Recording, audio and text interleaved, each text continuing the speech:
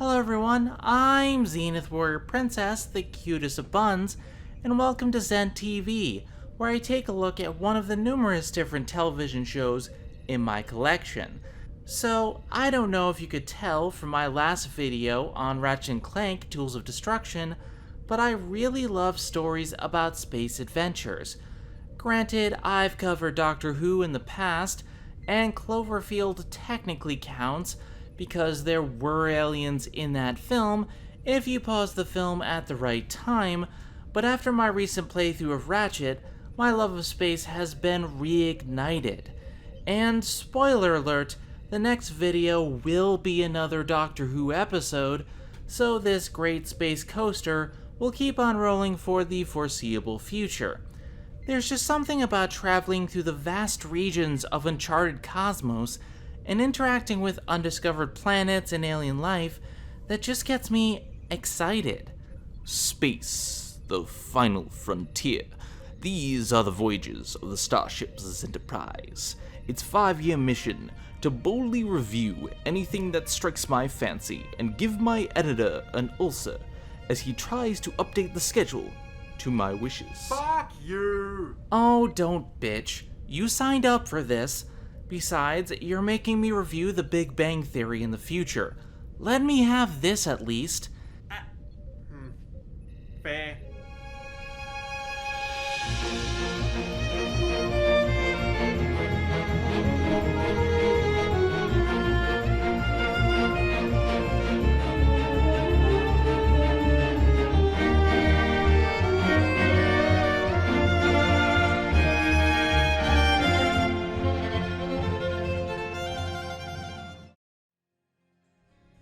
Anyway, while I was playing through Ratchet for the third time, because I had to get all of the completion footage, I started watching Star Trek The Original Series on Netflix.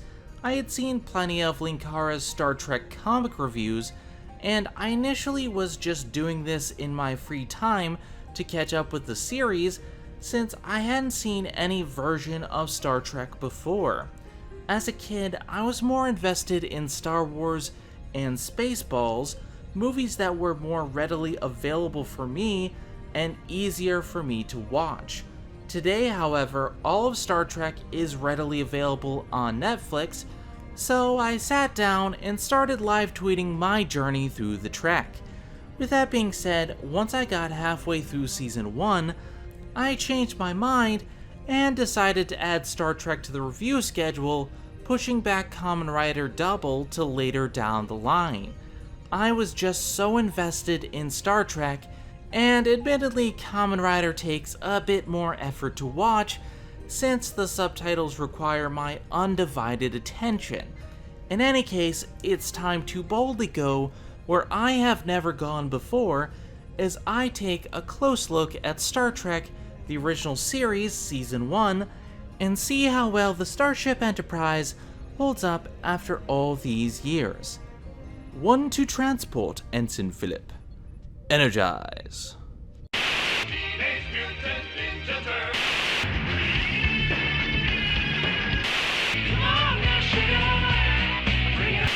Can't do this all on my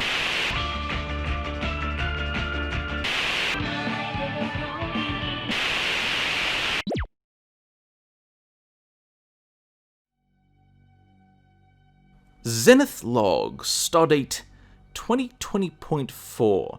I've made contact with a television show unlike any I have seen before. Star Trek is an American science fiction television series created by Gene Roddenberry following the adventures of the starship USS Enterprise and its crew. The show later acquired the retronym The Original Series to distinguish it from the subsequent series that followed. The show is set during the 2260s as Captain James Tiberius Kirk and his crew set out on their 5-year mission to explore strange new worlds, to seek out new life, and to boldly go where no man has gone before, as they chart out the regions of the Milky Way galaxy. On the ship, we have Captain Kirk, portrayed by William Shatner, First Officer Spock, a Vulcan played by Leonard Nimoy, Chief Medical Officer Dr. Leonard Bones McCoy, played by DeForest Kelley, Helmsman Sulu, played by George Takei, Oh my. Chief Engineer Montgomery Scott, played by James Doohan, and Communications Officer Uhura, played by Nichelle Nichols. The series began production on NBC in September of 1966 and ran until June 1969 until it was canceled due to low ratings. Several years later, the show became a hit in broadcast syndication, achieving cult classic status during the 70s, eventually spawning a huge franchise with several television series, 13 films, countless games, and of course comic books.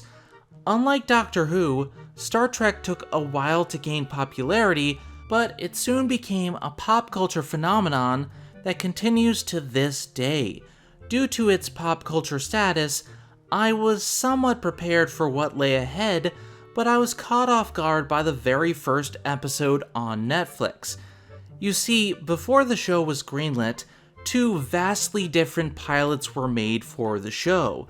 The first pilot, known as The Cage, took place roughly 12 years prior to the official series, in the year 2254, as we follow Captain Christopher Pike and Spock on a younger version of the starship Enterprise.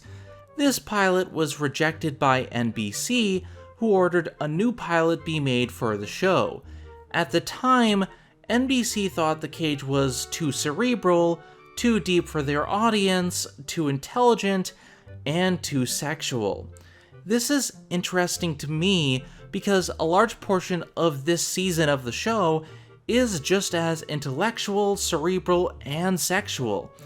Then again, the show was pitched as Pike being stuck on that planet in a cage, so perhaps NBC just wanted something more action-heavy and adventurous rather than two people standing around talking for 90 minutes.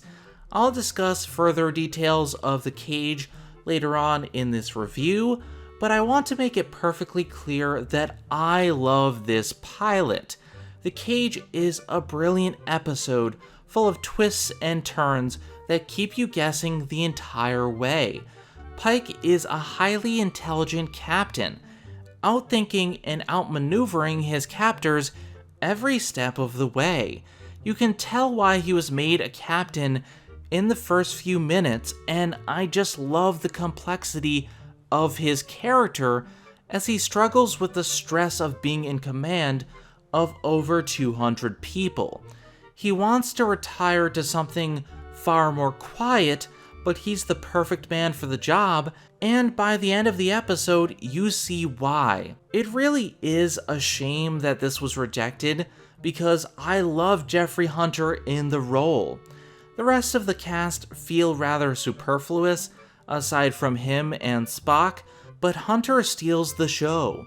Spock isn't as big a presence in this episode as he is later on in the actual show, but he has some good material, including the infamous quote, "Yeah, that doesn't make much sense in context either." Either way, this episode is wonderful, and it hooked me into the series immediately.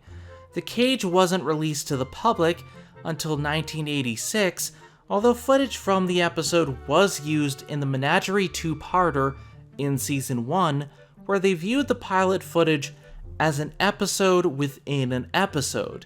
Since audiences hadn't seen the pilot before, this episode was rather fresh at the time, even though it does feel a bit like a clip show these days.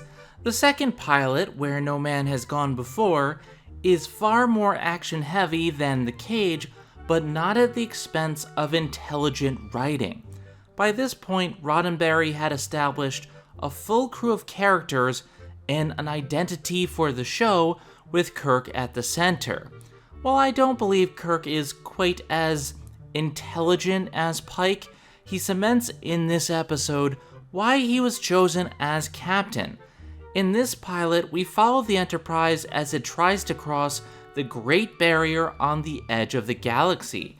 In doing so, 2 crew members develop powerful psychic abilities that begin to grow as the episode continues, and it soon becomes clear that Kirk will have to intervene before they wipe out humanity.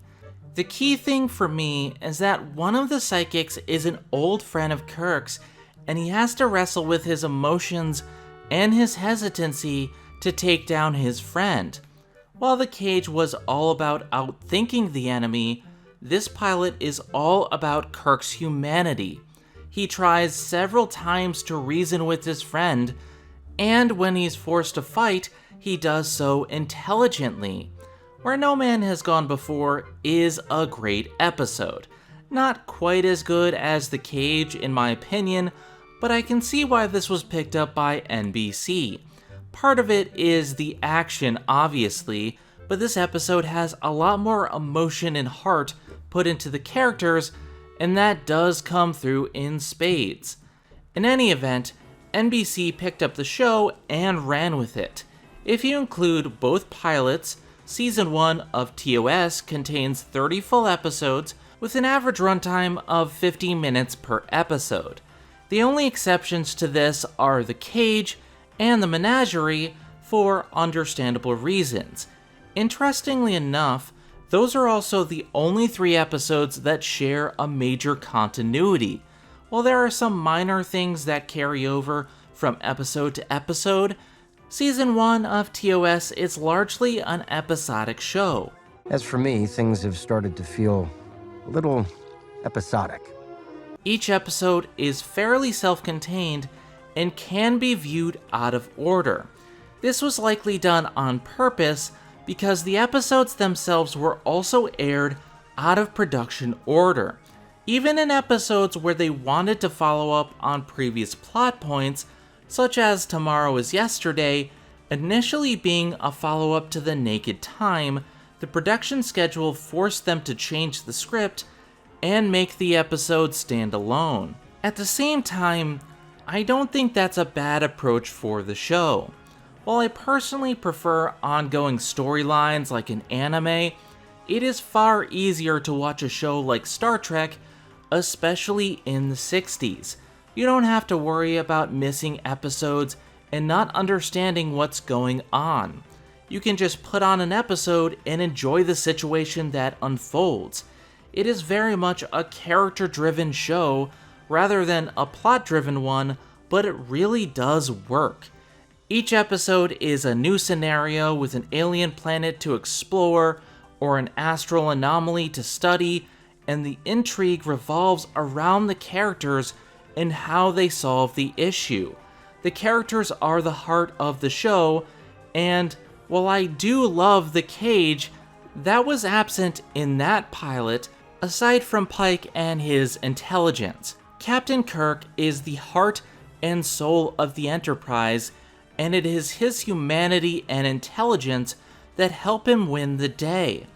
He has to make the important decisions for the safety of his ship and his specific crew of over 400 people, but more often than not, he also works to spare an alien race or to further galactic relations between the United Federation of Planets and the uncharted worlds they visit. Kirk is first and foremost a peacekeeper, and while he is forced to fight on numerous different occasions, he often talks his way out of any situation. As much as William Shatner is poked fun at for his performances over the years, he is just fun to watch and believable in his role. Yes, he does have a tendency to inject unnatural pauses into his speeches and logs, but that matches the time period this was made in. In many ways, Star Trek was made to be a theater production. While the sets are a bit advanced for theater, the backdrops definitely feel like a stage production, and Shatner himself was classically trained as a Shakespearean actor, explaining the way he delivers his lines. Theater acting is meant for dramatic delivery and line projection to reach the audience which he does in spades, although I think people do exaggerate his delivery a lot. More often than not, he is believable in the role and sells every second. As for the rest of the main ensemble, I think they do a wonderful job. Spock is the first officer on the ship, and his focus only on logic as a member of the Vulcan race plays well alongside Kirk and Bones. Bones tends to be the more emotional member of the crew, being the ship's doctor, and the way Bones and Spock bounce off each other is simply wonderful. Bones is my personal favorite member of the crew, someone who I initially thought to be just a grumpy old man. Bones has some of the best lines in the show, such as in Balance of Terror, where Kirk feels the pressure of command, and he spurs Kirk onward, but also tells him not to destroy himself in the process, or in Devil in the Dark, where he takes one look at the pizza rug monster and says, "Damn it, Jim, I'm a doctor, not a bricklayer." DeForest Kelley does a brilliant job in the role. Spock, on the other hand, has to learn the value of emotion, even if he doesn't want to admit it at first. He's a highly intelligent individual, capable of leading others through some truly tough scenarios, but it's his humanity and willingness to help others that shines through. Leonard Nimoy is the perfect casting choice and really brings across the nuance of this character that could have been annoying or dull in the wrong hands. These are the three main cast members, with Bones as the heart, Spock as the intellect, and Kirk as a bridge between the two. The rest of the characters do a great job as well, but in this season, there's not as much for them to do. Uhura is kind of a blank slate in this season, to be perfectly honest. They have her flirt with Spock a bit, sing for a few episodes, and patch through communications, but that's about it. I don't think Nichelle is a bad actress, but she's not given much to do. Scotty is given a bit more to work with, as he's integral to several episodes with his knowledge of the ship's engines, and Doohan gives him a Scottish accent, which is something that stands out, but he isn't involved in much of the first season outside of issues with the engine room. With that being said though, Scotty is an absolute badass, and there are a few episodes that do showcase this, such as A Taste of Armageddon, where Scotty refuses several direct orders from the ambassador and risks being sent to a penal colony because he's that loyal to his captain. In real life, Doohan was a soldier in the 14th Field Artillery Regiment of the 3rd Canadian Infantry Division, and he used his real-life military experience to aid in the role to great effect. Fun fact, Doohan lost a finger in the war, and the camera work is very careful to avoid showing this in his episodes. But yeah, Scotty is a badass and a great character. He may have been only in a few episodes, but damn, I love Scotty and want to see more of him. On the other hand, Helmsman Sulu is given much more of a presence, and I think a lot of that is to do with George Takei. Takei delights in every damn scene he's in, making even the smallest lines memorable with his delivery. He's in just about every episode, and while he's more of a background element, your attention is drawn to him, especially in The Naked Time, where he gets drunk off alien water and goes around shirtless, trying to fence random people, all while shouting, "En garde, Richelieu," or in Return of the Archons, where he praises Landru. Sulu is just a fun character to watch, even if he doesn't do as much as the main three. At the same time, there is one member of the crew that was completely screwed over for the entirety of this season. Yeoman Janice Rand. For those that don't know, a yeoman is typically a member of the Navy that performs clerical or administrative work for the ship, and that carries over to the Enterprise. Now, the problem isn't the job that she's given. I myself have done administrative work before, and I don't think it's a bad job. The problem is the way she's treated on the show. Now, before I continue, I must issue a trigger warning. If assault of either the physical or sexual kind makes you uncomfortable, please skip to this time code here. So, yeah. Yeoman Rand is constantly interrupted by Kirk to be patronized for doing her job correctly, lusted at by Kirk and other crewmen, and is assaulted both physically and sexually numerous times throughout the season. Not just in one episode either, in numerous episodes. It is extremely disgusting and uncomfortable to me that not only is it used as a plot point to, quote, increase the stakes, unquote, of the episode, but it happens only to Janice numerous different times. It's bad enough that it's even used to further the plot, but the fact that it keeps happening to her, and only her, when she's in an administrative position and gets Kirk coffee is just plain awful. Not only that, but her trauma is never addressed in the series, and Kirk just brushed it aside in several episodes as if nothing ever happened. It is simply disgusting and ruins several of the early episodes of the series. To be perfectly honest, women aren't treated all that well in Star Trek as a whole, most likely due to the era it was made in. This is something that may turn people off to TOS as a whole, but I only found it to be truly unbearable in some of the early episodes of Trek.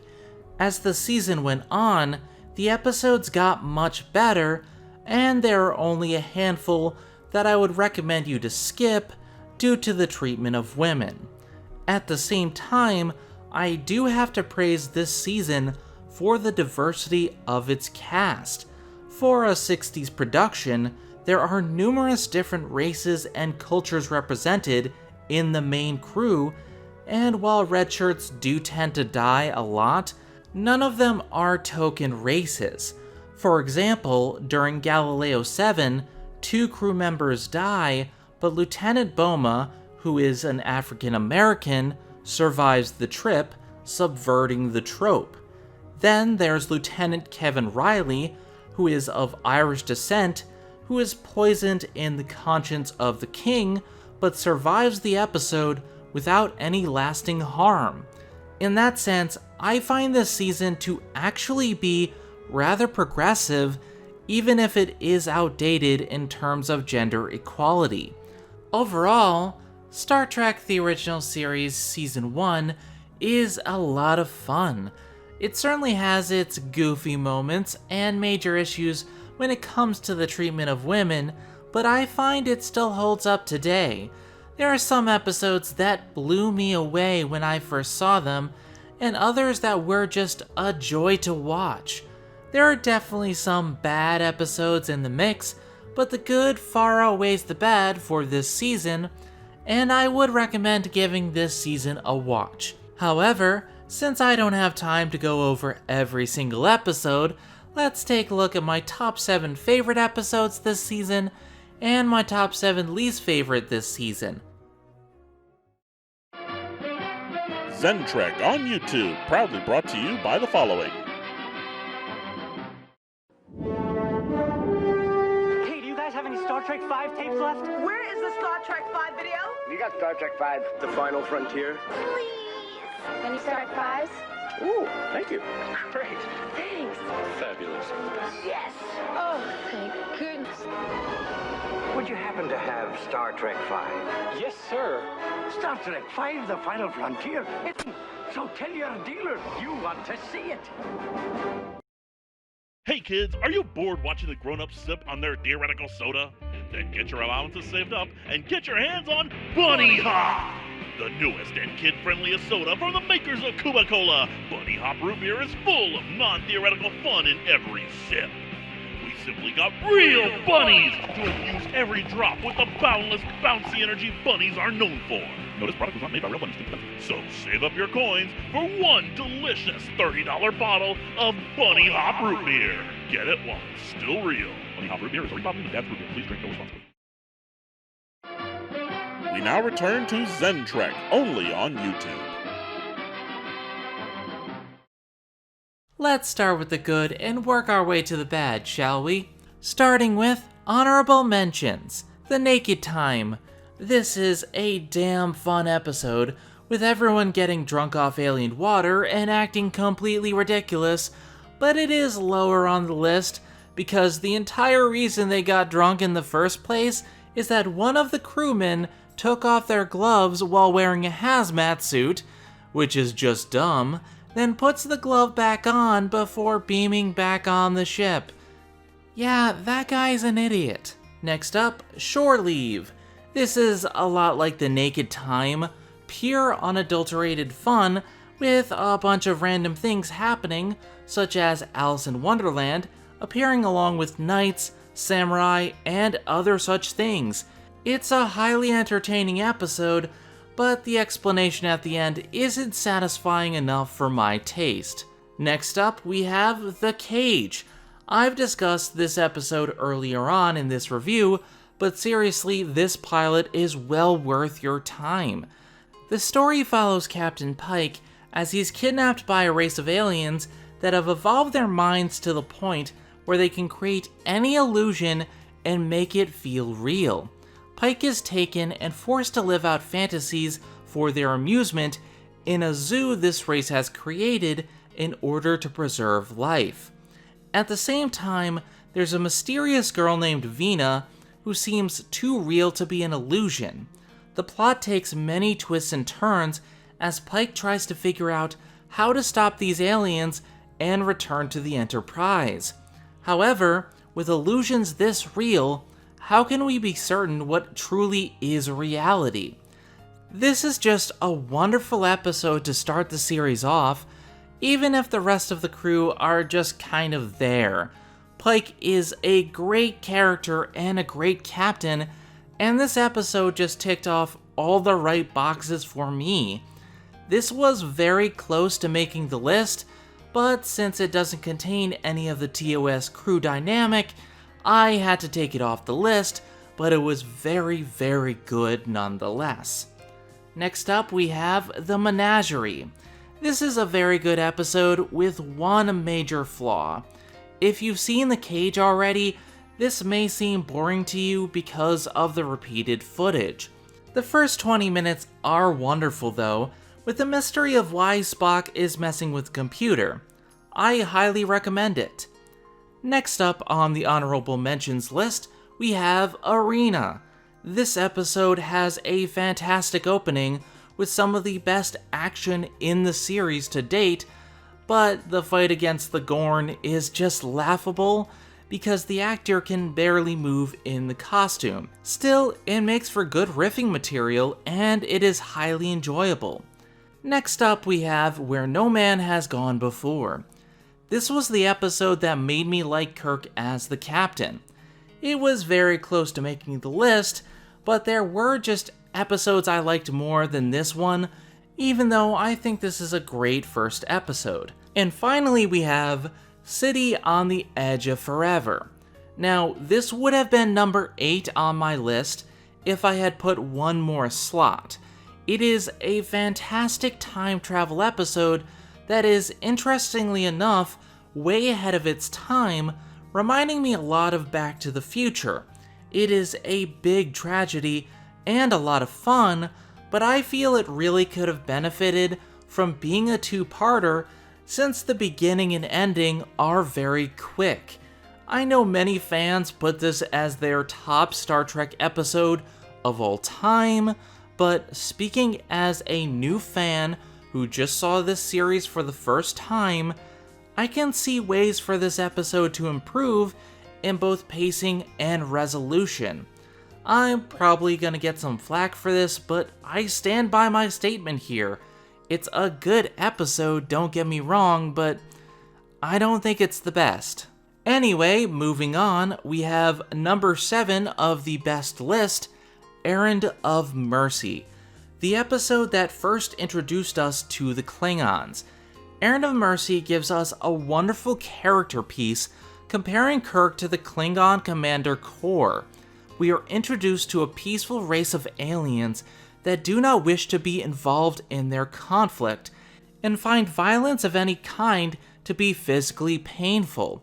The mystery surrounding their strange powers is highly engaging, as is the acting of John Colicos, who plays Kor.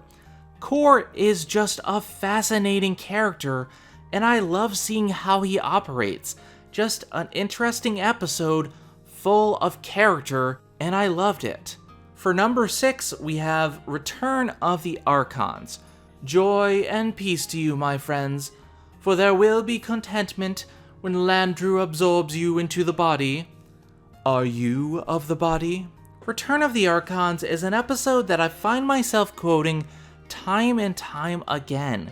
The episode starts with a mystery of a colonial town that brainwashes the denizens into behaving rather strangely, and builds to a confrontation with a seemingly godlike being known as Landru. Now, I won't give away the ending if you haven't seen it yet, but it is highly quotable and gives us some amazing performances from the main cast, with Sulu and Bones being brainwashed by Landru, and Kirk and Spock pretending to be in order to stop the creature. It is a large amount of fun, and my only complaint is that we never really get an explanation for what the festival is at the beginning of the episode.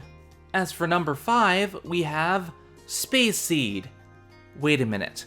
Botany Bay? That means...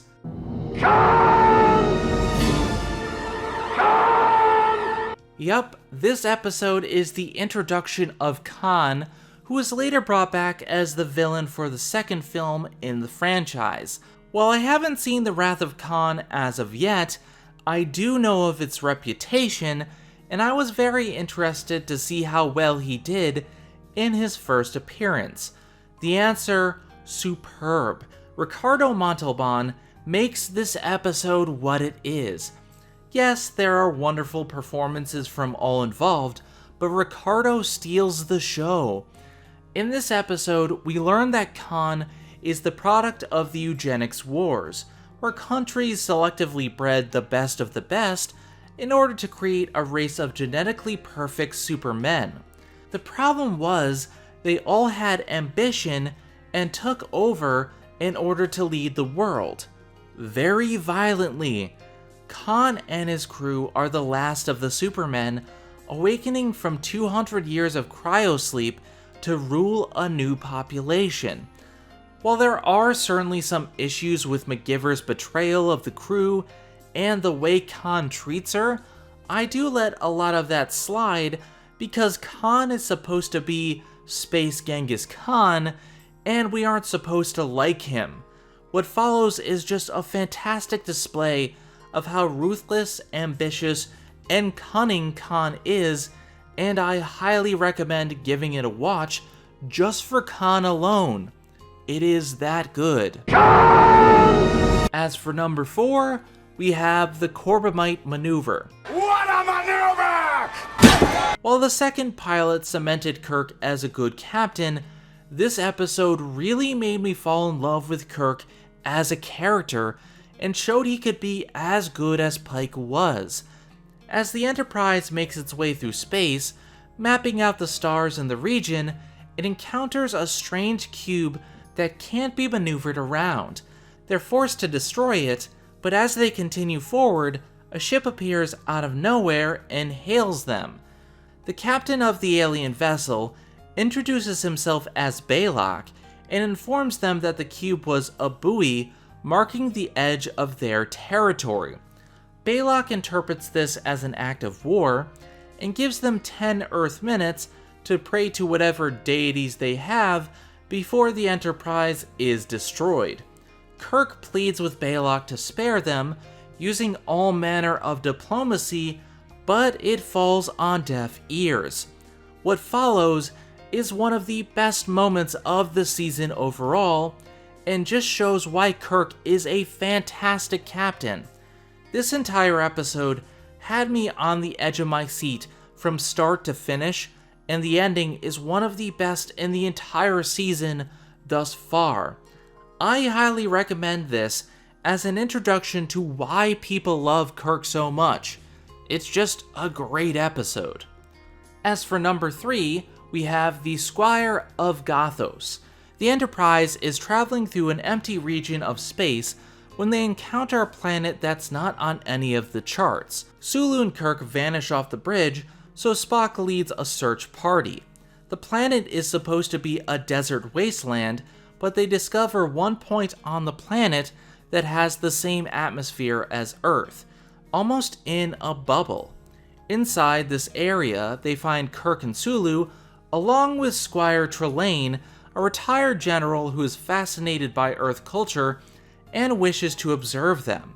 However, Trelane's knowledge of Earth is 900 years out of date, and he's obsessed with Napoleon and other such tactics of war.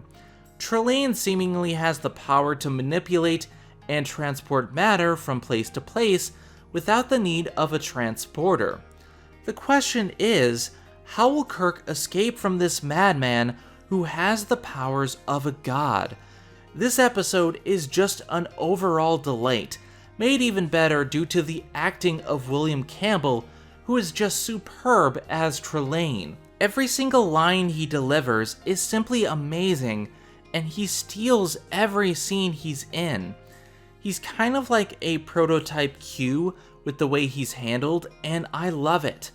This episode was parodied in a large way by Futurama with Melvar in Where No Fan Has Gone Before, and for good reason. I honestly think this is a good jumping on point for anyone interested in Star Trek. This is just pure, unadulterated fun, and I enjoyed every single second. Just give it a watch. As for number 2, we have The Conscience of the King.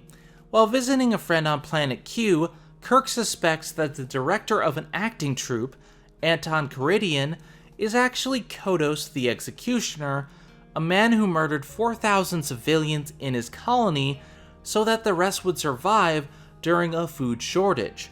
Much like Thanos, instead of waiting for supplies or finding a way to acquire more, he instead decided to murder half of the population to save the rest. Kirk brings the acting troupe aboard his ship to determine whether this really is Kodos in order to bring him to justice once and for all. This is a simple but effective episode made better by the acting on display. Karidian is a Shakespearean actor, performing Macbeth in one scene and Hamlet in another. Portrayed by Arnold Moss, Karidian is the true star of this episode, making you truly question if he is Kodos and if what Kodos did was a necessary choice or murder. Again, a simple episode, but extremely engaging, especially for a theater fan like myself. As for number 1, we have Balance of Terror. This episode is just wonderful. I honestly don't want to give even the smallest detail away. It is a classic episode that has withstood the test of time and is quoted and parodied all the time in pop culture. Just know that this episode is my top of season 1. As for least favorite, we have number 7, Galileo 7. Now, this episode is not nearly as bad as the rest of the list, namely because it works for the most part as an episode. Spock and several of his crew members are stranded on a planet, and Spock has to assume command for the first time, issuing logical orders to his crew. The episode paints Spock as unfeeling and mechanical, and that starts to create problems with the episode. The thing is, while Spock is a logical being by nature, he does care about his crew, and his choices are the right ones. However, the crew act completely irrational, asking to bury crew members while they're under attack and before they know if they can get off the planet. Spock did nothing wrong, but the episode paints his actions as wrong. Not the worst episode by far, but not a good character piece for Spock. Number 6, we have Charlie X. This is just a weird episode, and one of the early episodes of the show. The crew take aboard a young man named Charlie with godlike powers who doesn't know right from wrong. At first, I was intrigued, but it gets to creepy territory very quickly, and is one of the episodes where Janice is assaulted. Charlie's weirdness does get explained by the end, but a large portion of the episode is uncomfortable to watch. Just skip it if you can, trust me. As for number 5, we have Mudd's Women. This episode overall isn't horrible, but man, is it a slog to get through. Oh, and it treats women as objects to be sold. Not only that, but they treat perfectly good-looking women as ugly unless they take their beauty pills. Just no. As for number 4, we have Tomorrow is Yesterday. What the hell did I just watch? This episode is completely nonsensical with its time travel science, quote unquote. It states that by going back in time and beaming your future self into the position where you were, you can forget all memories of events and cause no harm to the time stream. All I had to do was invent time travel, then go back in time, and then the future would be better. What? What? That doesn't make sense. This episode gets science wrong on so many levels and just doesn't feel like Trek. It's confusing and pointless and feels like I put in an episode of MASH by mistake. Skip it. Trust me. For number 3, we have Miri. This episode starts off okay with a weird disease that ages adults to death, but allows children to live in puberty for hundreds of years, but the science gets wonky around the middle, expecting the audience to believe that children have survived an apocalypse for nearly 300 years, but are only now running out of food. That would have put it lower down on the list, but then the 300-year-old child, Miri, who looks 13, falls in love with Kirk, and it just gets creepy because he plays into it to get information. What really made me nope out of the episode, though, has to do with Yeoman Janice. She and the rest of the away team contracted the disease and only have about a day to live, while the kids have their communicators so they can't work on a cure. Faced with the imminent fear of death, Janice tells Kirk to look at her legs. Now, this seems fine at first, but then you remember she's been assaulted twice before on the show, once by Charlie and once by the evil half of Captain Kirk. Even faced with death, she would be too traumatized to say this, especially to the person who assaulted her. Just skip this one, it's not worth your time. As for number 2, we have The Enemy Within. This episode is so high up because it has so much potential. In a transporter accident, Kirk is split into 2, his good half and his evil half. Now, this seems like it would be cut and dry, but his good half has trouble making decisions now that may affect his crew, and his evil half is outright destructive. He needs his evil half to survive. His negative qualities make him the good man that he is. This all seems like a wonderful episode, However, this is also the episode where Janice is sexually assaulted for the second time and is simply hounded by evil Kirk and lusted over, and it just makes the entire episode skeevy and hard to watch. The kicker for me is that this could have been a fantastic episode. I love the ideas, I just hate what they do to Janice in it. Just, skip it by all means. Another thing to note here, this entire episode could have been avoided if they just used shuttlecraft like they showed in Galileo 7, but out of universe, the tech wasn't ready yet. I really wish it had been because, yeesh. And now we move on to number 1, my least favorite episode of TOS Season 1, which you probably saw coming a mile away, The Alternative Factor. This episode is the very definition of what the hell did I just watch. It starts off okay with an interesting mystery of distorted laws of physics, but then they just keep throwing stuff at you. Time travel, parallel dimensions, invasion, antimatter, a rip in the universe, a civilization-destroying monster, etc. It feels like they just threw a bunch of darts at a board, took all those ideas, put them in a blender, and then decided to add even more. It's so confusing and disjointed and contradictory that it just turned my mind into mush.